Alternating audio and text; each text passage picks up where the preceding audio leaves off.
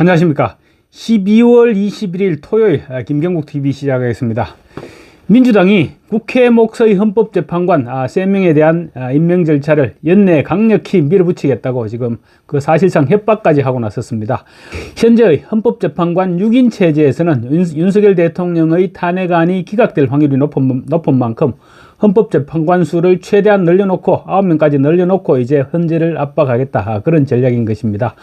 민주당이 9인 체제의 완성을 서두르고 있는 것은 탄핵 인용 가능성을 높이는 동시에 이재명이 받고 있는 공직선거법 위반 혐의와 관련해서 2심 그리고 대법원형 확정 이전에 조기 대선을 치르겠다는 구상이죠. 당연히 우리는 무슨 수를 동원해서라도 저지를 해야 됩니다.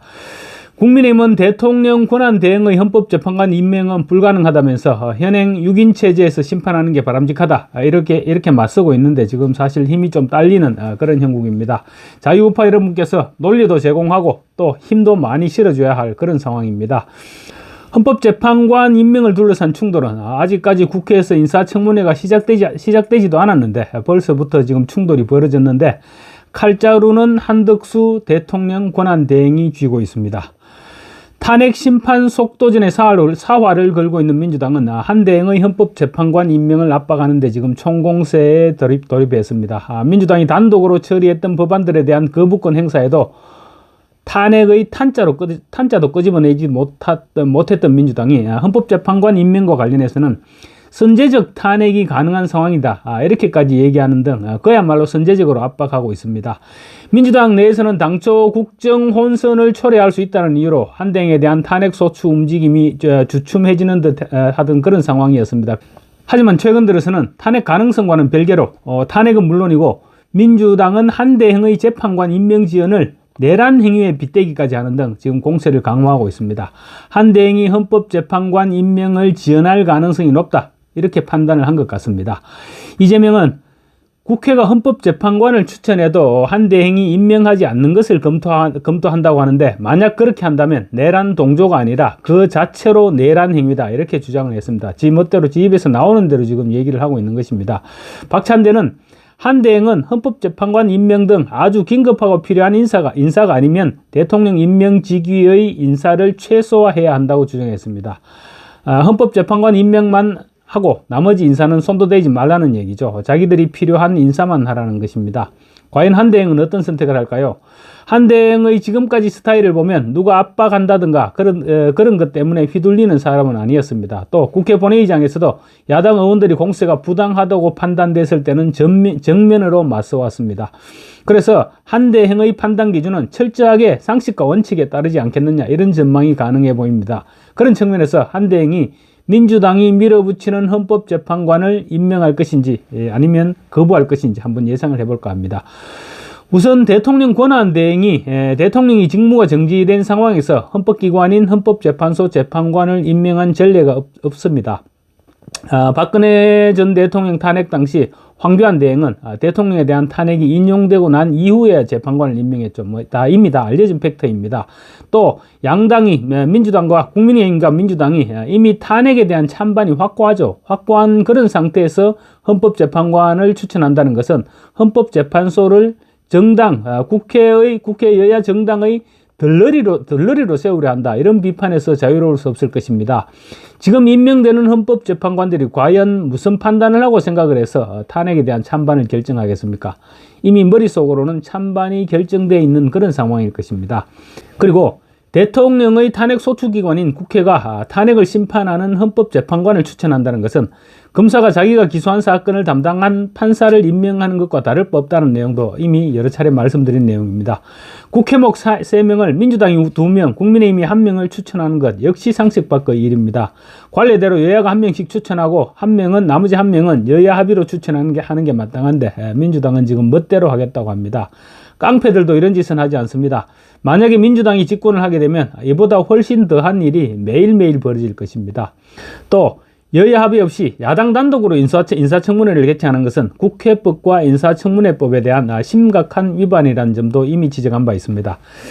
여기에다가 한 가지 더 웃기는 것은 지금 인사청문회 형식입니다. 민주당이 최연장자 박지원을 인사청문위원으로 보임시켜 위원장으로 선출한 뒤 단독으로 소집한 인사청문회 전체 회의에서 오는 23일 오전 오후로 나눠서 민주당 추천 몫인 정계선, 마은혁 두 후보에 대한 인사청문회를 하고, 그리고 24일에는 국민의힘 추천 후보인 조한창 후보에 대한 청문회를 하기로 했습니다.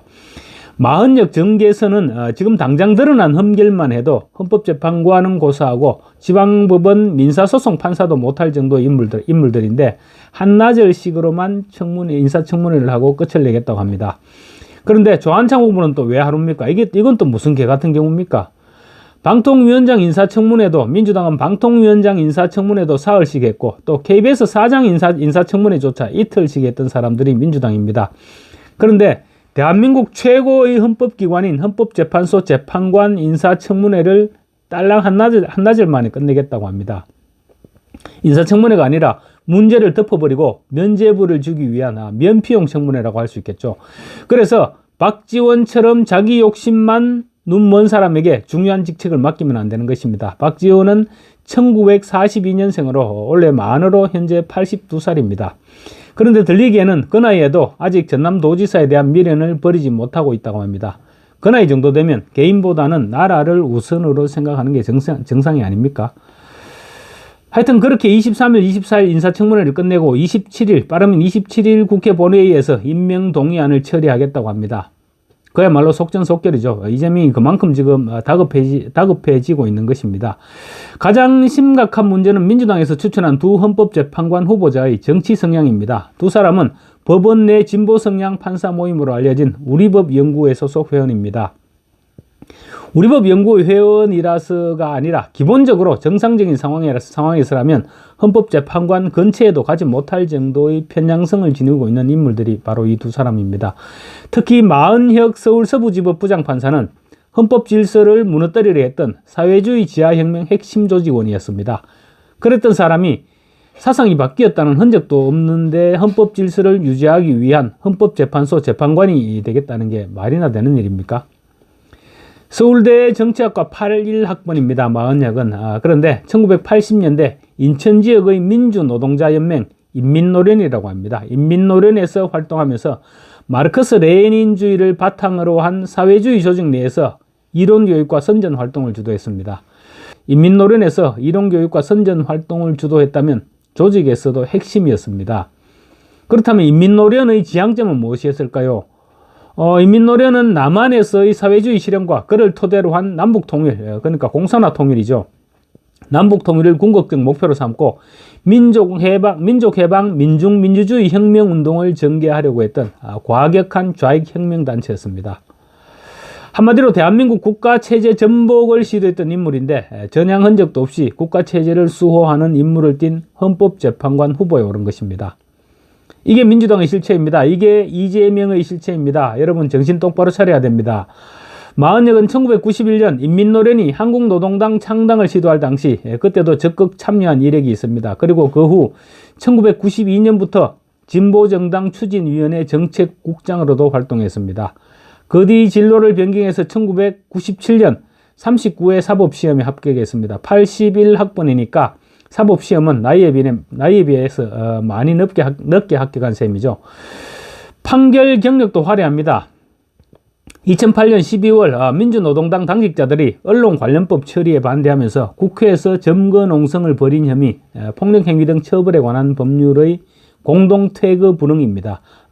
그 점거농성을 벌인 혐의로 약식 기소된 재판에서 마은혁은 이들 모두에 대해서 공소기각 판결을 내렸다고 합니다.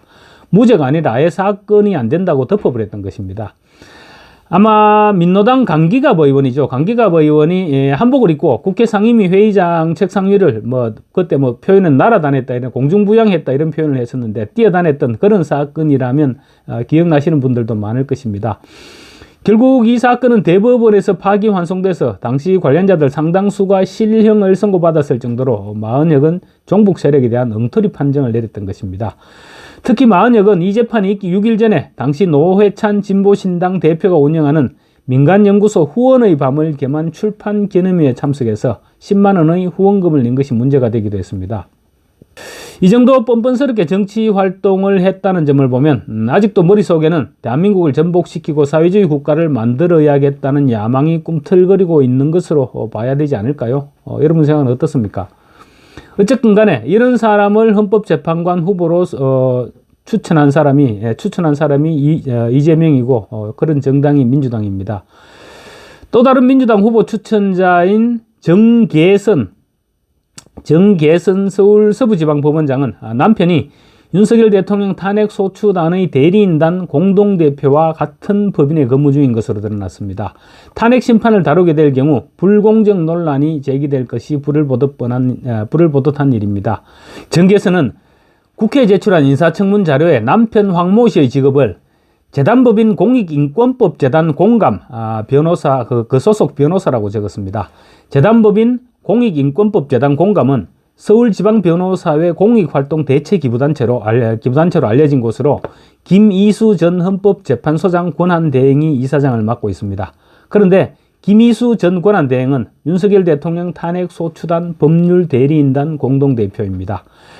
좌파들은 이런 일을 이처럼 아무렇지도 않게 하는 것입니다. 발각되지 않으면 다행이고 또 설령 발각되더라도 밀어붙이면 그뿐이다. 이런 생각을 가지고 있는 것입니다. 어떻습니까? 헌법과 법률에 따라서 맡은 바 직무를 수행하겠다 이렇게 강조해온 한덕수 대통령 권한대행이 이처럼 내용상으로 문제가 많은 헌법재판관 후보자들을 임명할 수 있을까요? 더군다나 여야 합의가 전혀 이루어지지 않았을 뿐만 아니라 절차상으로도 하자투성이인 헌법재판관 후보자 임명을 강행한다면 그 자체가 헌법 위반이라고 할 수 있을 것입니다. 민주당은 지금 인사청문회를 열기도 전에 지체 없는 임명을 압박하고 있는데 아마도 한덕수 대행도 머릿속으로는 이런 말도 안 되는 인물을 헌법재판관으로 임명할 수는 없다 이런 생각을 하고 있지는 않을까요? 그리고 헌법재판관 임명은 비단 이번 대통령에 대한 탄핵소추뿐만 아닙니다. 앞으로도 중요한 헌법과 관련한 판결을 계속해야 되는 그러한 자리입니다. 임기가 무려 6년이나 됩니다. 그런 자리에 이렇게 사상이 불건전한 사람이 그런 자리에 앉았어야 되겠습니까? 한 대행의 현명한 판단을 기대해 보겠습니다. 감사합니다.